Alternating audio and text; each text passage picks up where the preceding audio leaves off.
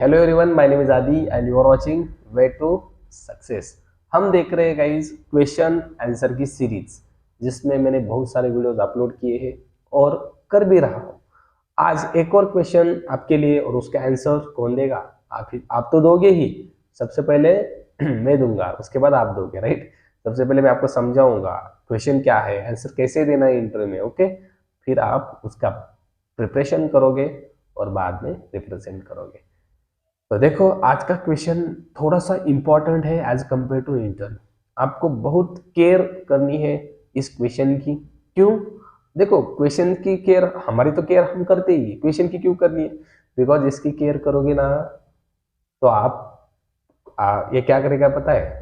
आपकी केयर करने लगेगा, ठीक है। मतलब आपको आंसर आएगा ना इस क्वेश्चन का, ओके, समझ में आ रहा है? ठीक है। तो देखो क्वेश्चन क्या है, what are the oops concept in java, or what is oops concept?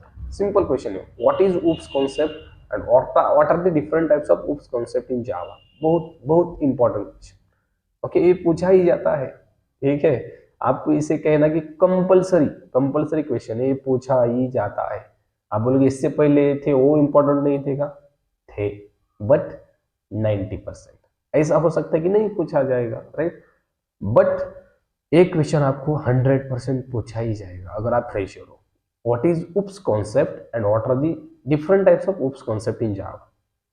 How we can represent the answer of this question? इसका आंसर कैसे दिया जाए? बहुत सिंपल है, ध्यान से सुनना। सबसे पहले समझ लो क्या होता है एग्जैक्टली। देखो, ऐसा भी होता है ना कभी कभार, हमें हमें पता ही नहीं है, तो कैसे आंसर दे पाओगे, राइट। इंग्लिश का तो छोड़ो, पता ही नहीं है ना क्या होता है। तो ध्यान से सुनना। What is oops concept? सबसे पहले समझते हैं।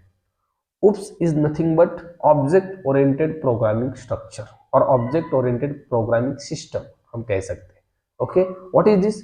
This is a way to write a program. ये क्या है? एक वे है, प्रोग्राम राइट करने का वे है। कोई अलग है क्या? नहीं, प्रोग्राम राइट करने का एक वे है, ओके। ऐसे बहुत सारे वे होंगे, yes. We have multiple ways to write a program. we have something called procedural oriented, we have something called aspect oriented, we have something called functional programming, right? So as compared to this programming way, we have object oriented programming. So object oriented programming having lots of advantage as compared to other बाकी programming वे अगर हम देखें और object oriented देखें, तो object oriented से हमें कुछ एडवांटेज मिलते हैं। क्या एडवांटेज मिलते हैं वो भी बताऊंगा, don't worry.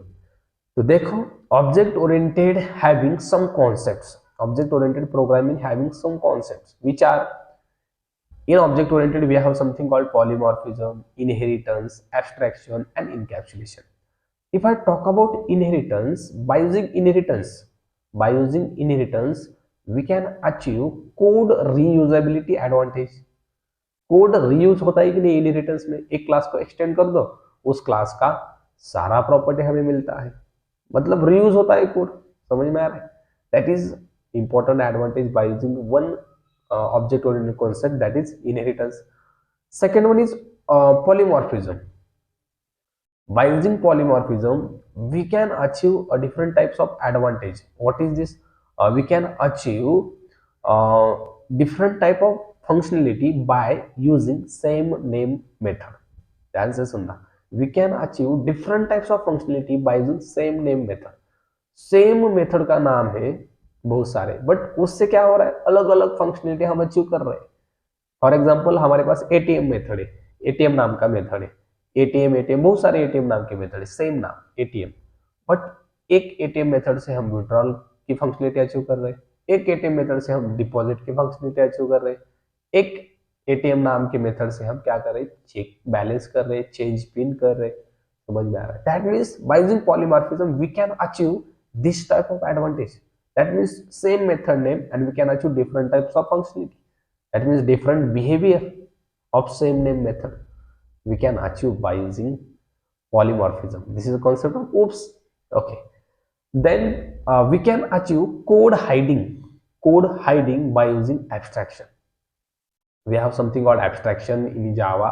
This is oops concept. We have abstract class, we have interface, right? By using that we can hide our code, right? We can show only essential code to the user. We can hide remaining code. Okay, जो code user को चाहिए वही दिखाते हैं और बाकी का hide रखते, सिक्योर रखते. That is another advantage of OOPS concept. Okay, then we have something called encapsulation. By using encapsulation, we can hide data. We can hide data. Data hiding is different term, guys, and code hiding is different term. मैं इसको जब explain करूंगा deep में हर एक concept को उसके, तब मैं आपको बताऊंगा क्या होता है data hiding and code hiding. अभी बस समझो, आपको इसका आंसर देना है what is OOPS concept and what are the different types of OOPS concept. इतना ही आंसर देना है, नहीं बताना पूरा method overloading, overriding, abstract class नहीं बताना है, जस्ट ओवरलुक करना. फिर इंटरव्यू पूछेगा okay exactly tell me what is inheritance, तब आपको बताना है. समझे? इसका आंसर ऐसे ही देना है. ओके, तो देखो, by using encapsulation we can achieve data hiding. That means we can hide our data. What is data? Our variables. We are making variables private. That means we can hide data. Okay, that is your answer. जो मैंने बताया है ध्यान से सुनना, बार बार सुनना, आपको easy लगेगा और आएगा भी बोलने के लिए. क्या होते हैं OOPS कॉन्सेप्ट, एक वे होता है, सब कुछ मैंने अच्छे से बताया है. आई होप आपको समझ में भी आया है और आपको इंग्लिश में भी इसका कन्वर्सेशन मैंने करके दिया है कैसे बताना है. ओके, हम मिलेंगे एक और नए वीडियो में. ओके, तब तक के लिए वेट करना, नया वीडियो जल्दी आ रहा है. उसमें हम हर एक कॉन्सेप्ट को, दैट इज OOPS कॉन्सेप्ट को डीप में एक्सप्लेन करने का मैं ट्राई करूंगा ताकि आप इंटरव्यू में बता सके. ठीक है, तो मिलते हैं नए वीडियो में, तब तक के लिए थैंक्स.